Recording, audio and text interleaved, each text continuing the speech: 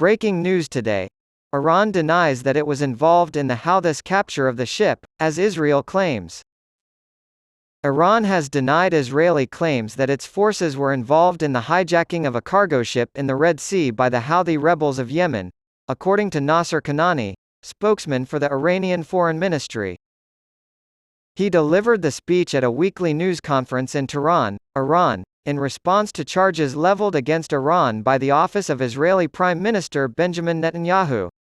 Netanyahu had accused Iran of being responsible for the attack on the cargo ship that occurred on Sunday.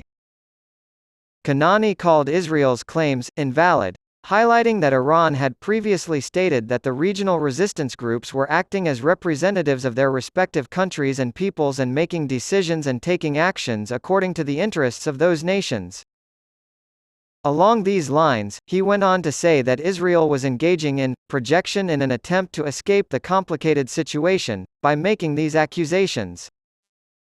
In a statement that was broadcasted by the group's Al Masirah TV on Sunday, Houthi military spokesman Yahya Sarriya announced the implementation of a military operation in the Red Sea, adding that, the results of which included the seizure of an Israeli ship. There will be no end to the group's military actions against Israel, the spokesman said, adding that, its aggression against the Gaza Strip stops.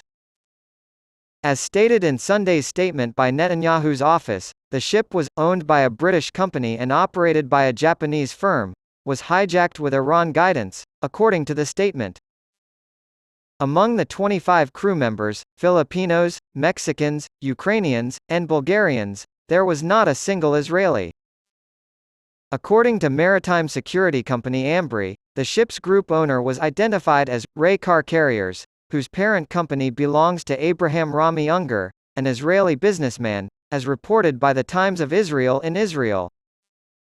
Following Hamas assaults on southern Israel on October 7, Israel has responded by attacking Gaza for the last several weeks.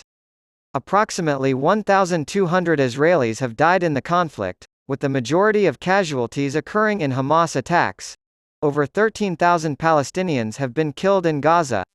From her solitary cell in Tehran's Evin prison, a Baha'i woman named Mavash Shariari Sabat penned a moving letter pleading with her fellow Iranians to not reject the most oppressed religious minority in the country.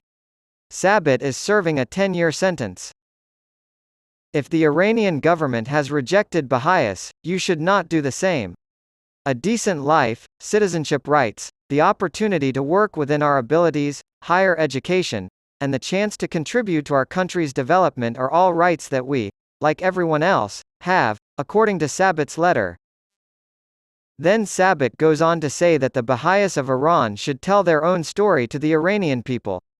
I was 26 when the Islamic Revolution occurred, the 71-year-old prisoner writes, recounting her personal experience of the Iranian government's unrelenting persecution of the Baha'is, the country's largest non-Muslim religious minority. In the capital's southern region, I served as the principal of a school. I was fired from my job one day after an order was made. My suspension from college also came on the same day.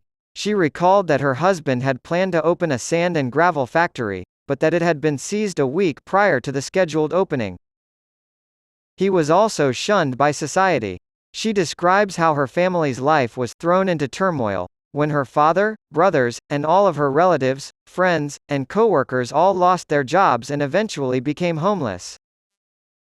More than 250 Baha'is were arrested, confiscated, forced into exile, or executed as Sabat details the injustices endured by the faith.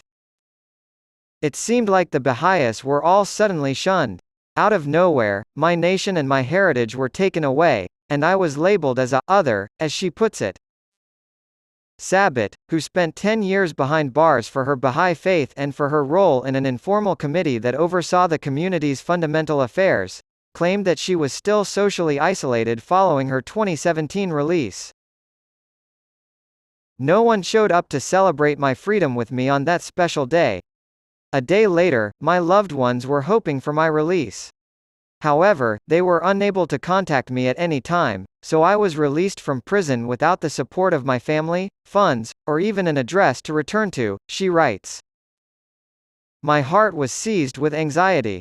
For what reason was the jail acting in this way? She continues, they had taken my joy away from me. In 2017, Sabbat was honored with two prestigious literary awards. One from Norway and the other from PEN International, a group fighting for the freedom of expression in literature. She was bestowed the honorary membership of PEN in Denmark and Austria. But Sabbat writes in her letter that reintegrating into a society that rejected her was the hardest part of life after prison. I felt like an outsider everywhere I went. The women incarcerated in Mashhad, Gohardasht, Karchik, and Evin, as well as my fellow prisoners, occupied half of my life behind bars. While visiting her sister in northern Ramsar on July 31, 2022, Sabbat describes her second arrest.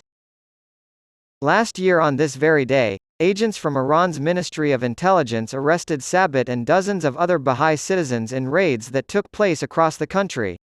In the north of the country, at a friend's house, Mavash's daughter Negar Sabbat and her mother were receiving treatment for severe COVID-19 when her mother was arrested.